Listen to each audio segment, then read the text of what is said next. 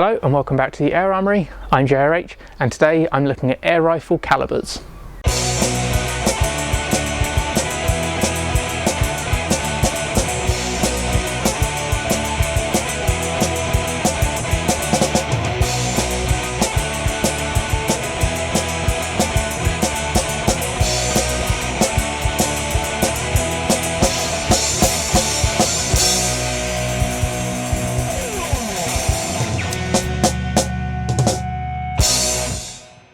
Calibre is a term that all air gunners bandy about, and the majority know, or at least think they know, what it means.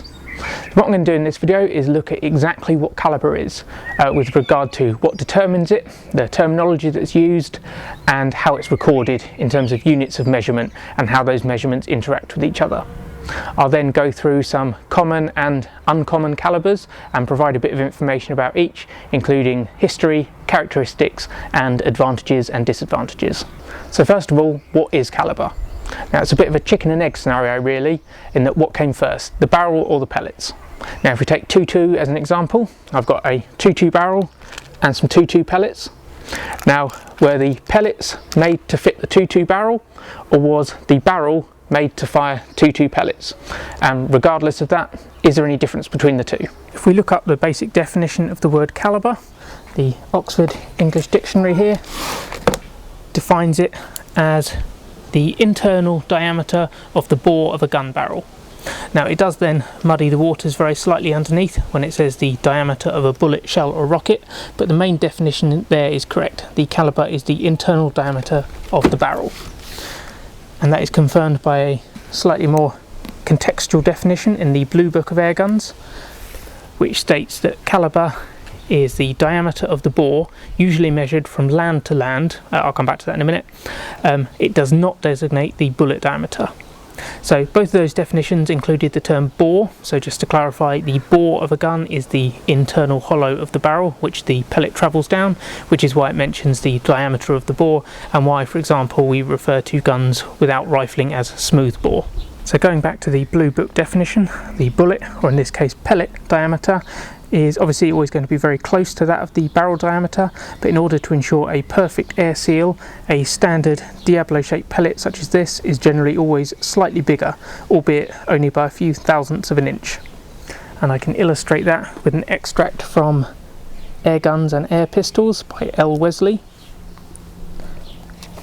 which states, "Modern pellets of the wasted shape are made to close limits and only a few thousandths of an inch tolerance is allowed. For example, number 1 bore 177 pellets should have a head diameter of between 176 and 178 of an inch and a skirt or tail diameter of 0.183 to 0.185. The larger number 2 bore or 2.2 pellets usually have a head diameter of 0.215 to 0.217 and a skirt diameter of between 0.226 and 0.229 of an inch." So going back to my example from the introduction, this 2.2 pellet is not necessarily exactly 2.2 in diameter, but it is labelled as 2.2 as it is designed to fit or be used in a 2.2 calibre barrel. Sticking with 2.2 for the time being, here are some different projectiles.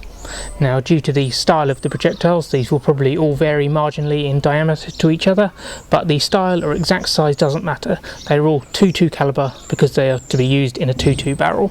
So hopefully that clears up the definition of the calibre, but how do we measure it? Now it's straightforward for smooth bore barrels, but for rifled barrels the bore is technically different diameters at different points. A rifled barrel is made up of what are called lands and grooves. The grooves are the rifling and the lands are the main section of the barrel between the rifling. The bore, and therefore calibre, is measured from land to land. Because calibre is essentially a measurement, it can be recorded in different ways. Calibres developed and sold in different countries use different units of measurement.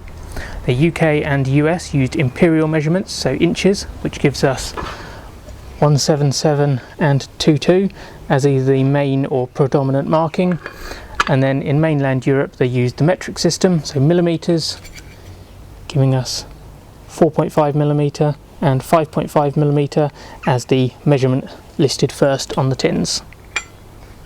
Now, as well as the standard units of measurement. There are also a couple of other terms that can be used to measure or at least identify calibers, and these are bore numbers and gauge.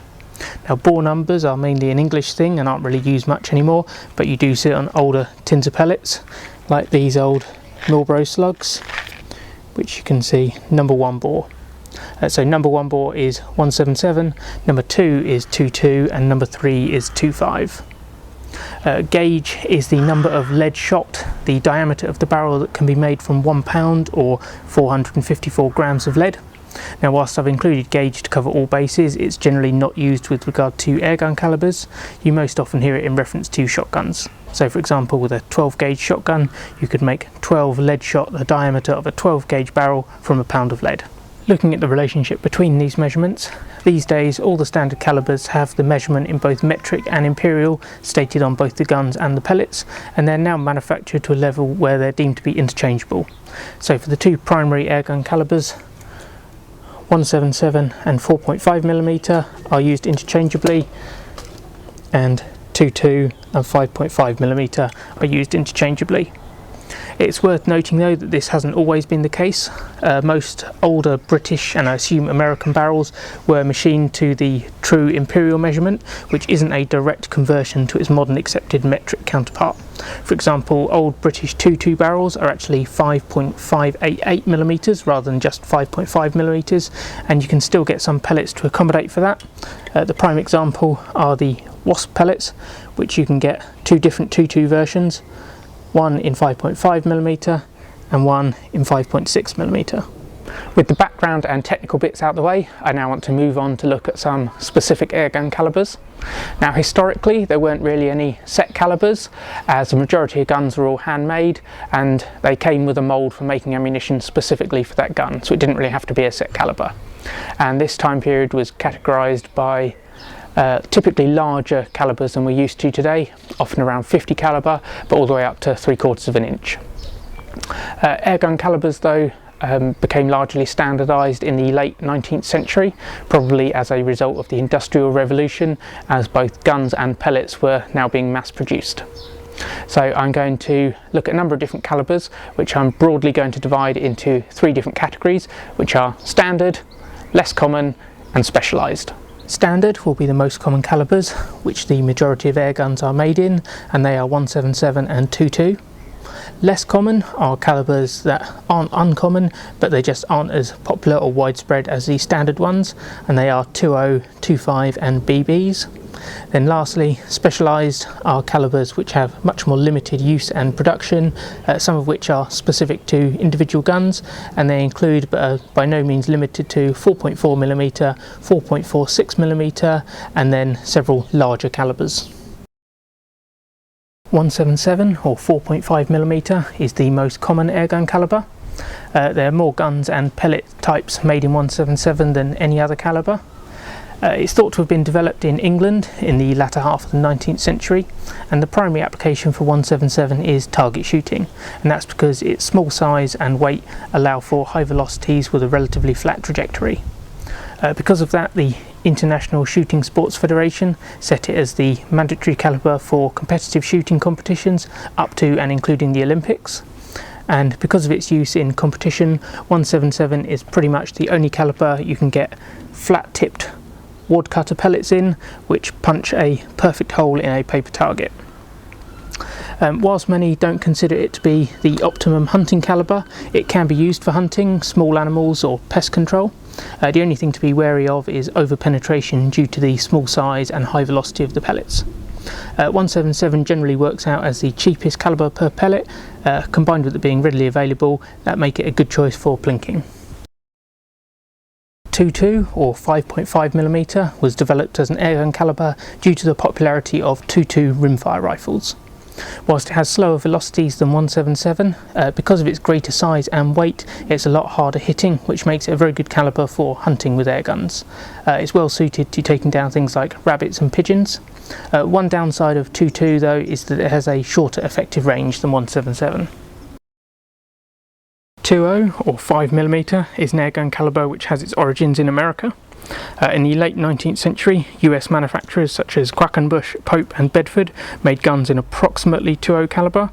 but it rose to prominence in 1947 when Sheridan started making their multi-pump pneumatic air rifles in 2.0, such as the C-Series Silver Streak, which you can see here.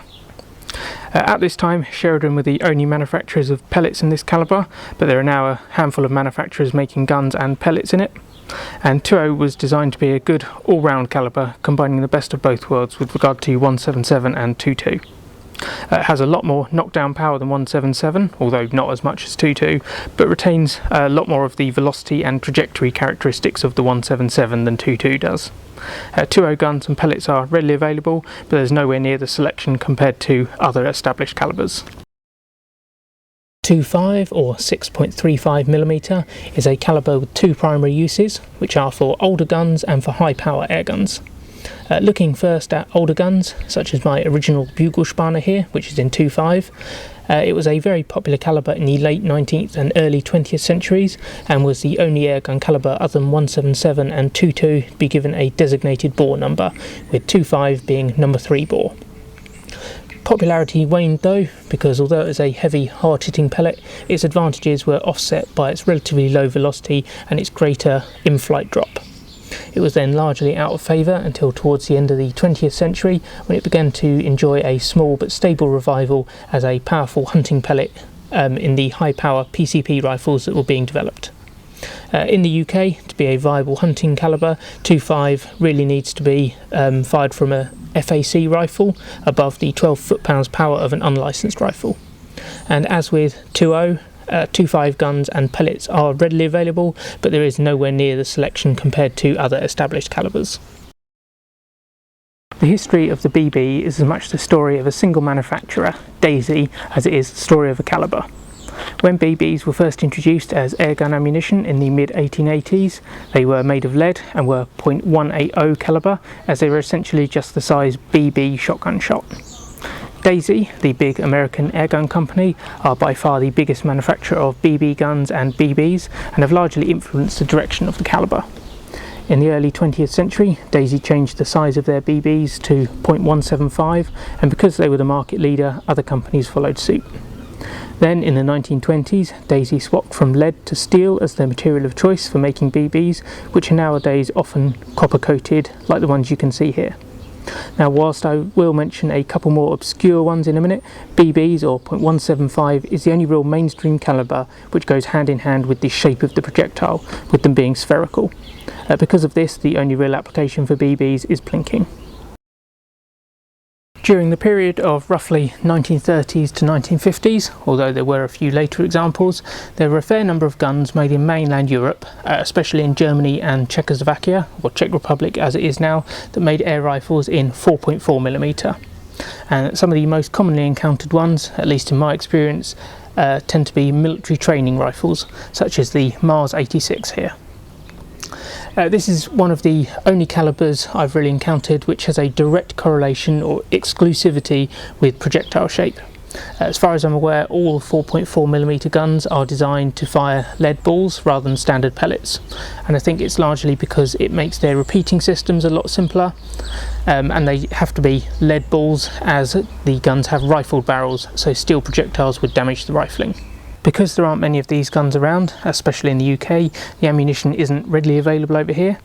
You can get these copper coated H&N Sport ones, but that's about it.